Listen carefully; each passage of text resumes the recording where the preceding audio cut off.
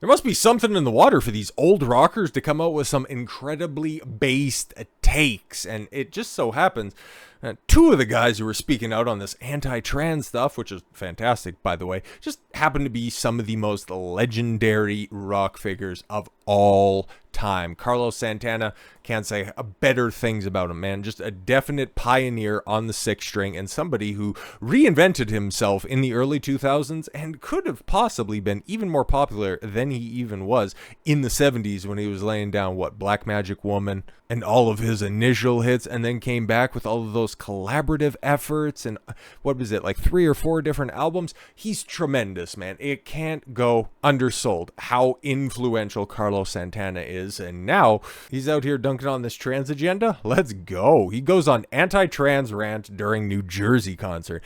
In New Jersey. Okay, let's see what's up. Carlos Santana went on a bizarre anti-transgender tirade while performing on stage in New Jersey last month. Let's see how bizarre it is, okay? During the rant, the Smooth singer, he didn't sing that. I thought that was Matchbox 20 or whatever the hell. Okay, he just plays the guitar, okay? Just don't worry about it. He's 76? Oh, man, why are all the good ones? Told the audience, a woman is a woman and a man is a man. It's not that complicated. He also praised comedian Dave Chappelle, who came under fire for making jokes about the tranny community in the 2021 Netflix special. Oh my Christ, you're digging that deep and stuff? Come on, man. When God made you and me, before we came out of the womb, you know who you are and what you are, Santana said in a resurfaced video which appears to have been filmed at the Hard Rock Live at Estes Arena in Atlantic City. Later on, when you grow out of it, you see things and you start believing that you could be something that sounds good, but you know it ain't right, he went on. Okay, I can see kind of the verbiage. Like, he knows that something's a little bit screwed up. I would also like to know what prompted this, because I would imagine it would just be a little bit weird as a, song transition to all of a sudden stop. And, if you've been to a live concert every once in a while, outside of the Motley Crue concert that I went to, probably the worst concert that I ever seen, not in a festival setting or anything like that, but just to go and pay to see the headliner. They just played their songs and then got out of there. No encore, no anything like that at all. They just got carried to the stage, played their tunes. Vince Neil could barely sing. Tommy Lee went around the stupid little goofy ass circle during the drum solo that just went on and on and on. Outside of that, though, every other act that I've seen, incredible crowd interaction. But then they just, shoot the shit with the crowd. Def Leppard was really great at it. Rob Halford was exceptional at it. Even Kiss, Paul Stanley was talking to the crowd, telling everybody. Who also, even though he had to walk back his statements because, I don't know, Gene was just wondering where all the money from the Kiss merchandise would end up going. But he was also taking a stance. Was that more pride-centric or was that trans-centric? I can't remember. But the guys from a bygone generation, or even just the last generation that was making, music that lasts longer than a couple of weeks, they're just finally having enough of this stuff. Okay? Because remember, like, Santana was cutting music back in the free love days. Like, he would have been totally down with all of this overt sexuality, but now it's gone too far. Now it's gone too far, and as somebody who has legitimately nothing to lose, I'd imagine he has more money than he's ever going to need, or his kids, or his grandkids are going to need. His residuals are going to be enormous. So yeah, that's why they feel emboldened to say this. I don't know his personal politics or anything like that, nor do I really care. I enjoy his music. There's a bunch of insufferable fuckers like Tommy Lee who have awful politics, but I still like their music. Okay, like, for as bad of an experience as I had with Motley Crue, it's like, hey man, Kickstart My Heart is still fucking great, and so is Shout at the Devil. So you know what, hey, nice job on the giant dick. It's just, outside of that though, I could do without ever seeing you guys again. But if Santana's based, well, hey man, he might find his way. He might have to run back the old catalog. It's been a minute since I listened to him though. Because a woman is a woman and a man is a man. That's it. Whatever you want to do in the closet, that's your business. I'm okay with that. See, that used to be the standard. Okay, stop. Okay, you want acceptance? Fine. Just don't tell me about it. Do whatever the fuck you want. Now, at this point in time, they're basically knocking at your front door, just going, we're gay. I don't care. Shut up, bigot. You're coming with me. And then they slap on the handcuffs, and you just end up getting perp walked out in public while you have rainbow-colored eggs thrown at you. Like, how far have we gone? Almost like, some people should have just paid attention to the sanctity of institutions. Anyways, the Rock and Roll Hall of Fame guitarist also referred to Chappelle as my brother before telling the crowd they deserve to feel validated. I love it. Just turn all of this nonsense back on its head. I believe that it was Maya Angelou who said the only thing people are going to remember is how you make them feel. We want you to feel precious and priceless because you are significant and meaningful. It's important to validate and celebrate you. Yes, and choose your words carefully the way that you follow this up. Concert goers were quick to comment on the musician's insane tirade after leaving New Jersey's show. Well, if this was a video that ended up resurfacing and didn't happen directly after the concert, I take issue with the whole tirade afterwards. And yeah, if you would have followed that up with the Maya Angelou quote or the paraphrasing by saying that, yeah, that's what they want to do in order to just try to force you to go along with their stupid shit that they're trying to push, okay? But you only deserve to be validated if you're worthy of validation to begin with. So strive to be something, eh? And let's fucking go. It was very uncomfortable, especially the guy shouting amen throughout. One attendee wrote on Reddit, oh my god, okay, listen, if he's pissed off Reddit, that's enough. That's all I need to see on this one. Carlos Santana, you are the fucking man. Total G on that one.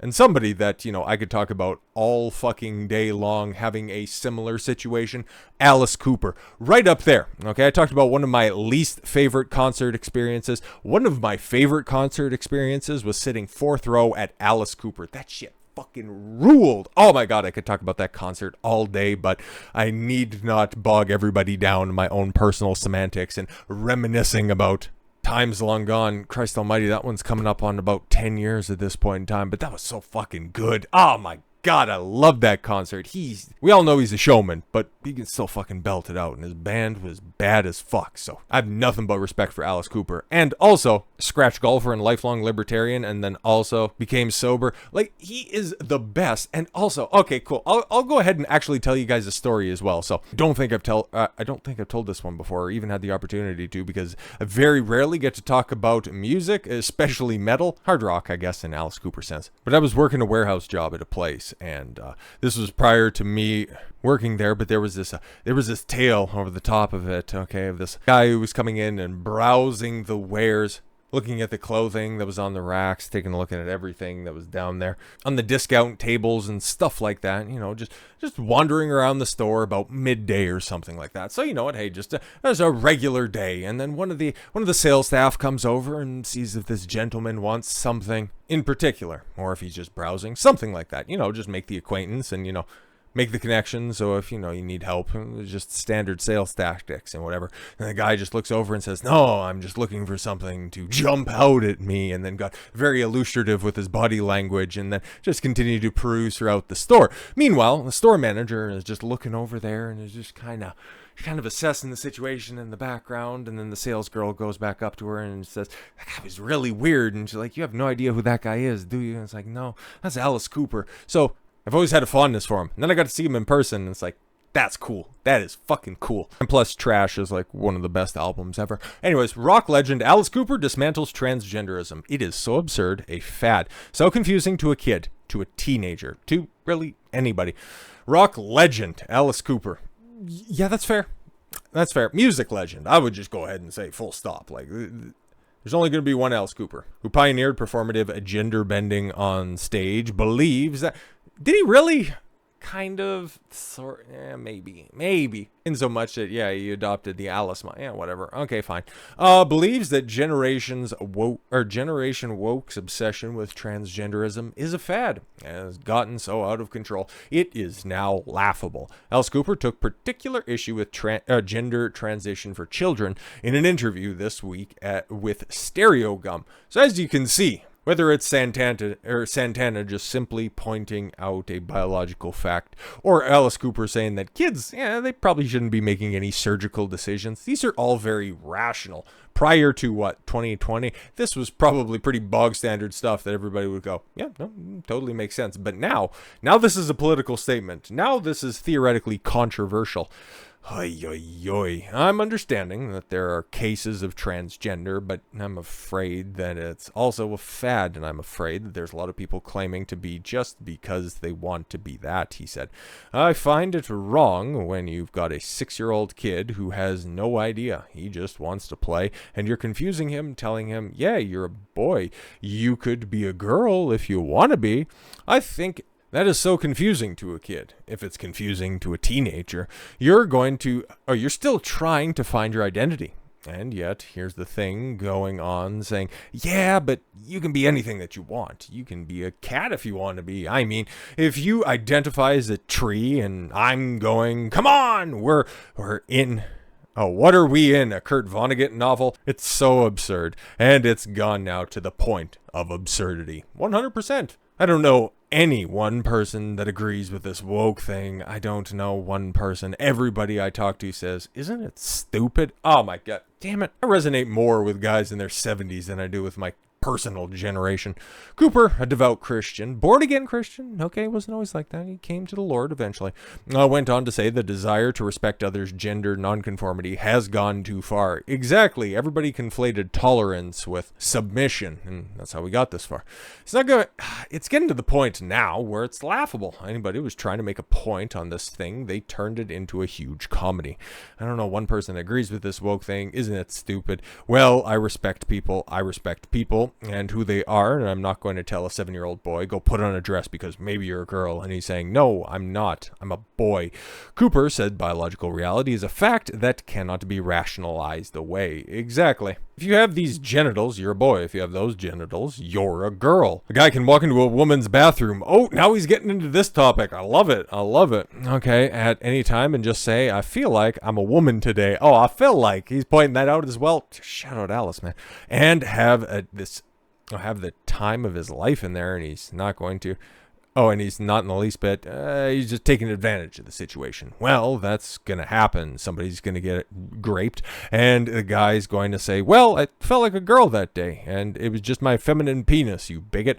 And then I felt like a guy. Where do you draw the line? Exactly. And if you think that's being hyperbolic, I've done a fair few videos about that such issue coming to light. I think it was in the lower mainland, BC, where a dude at the public pool ended up doing some performative shit in front of some children, and then the mom and the kid ended up getting tossed out of the place for being bigots. That's ridiculous.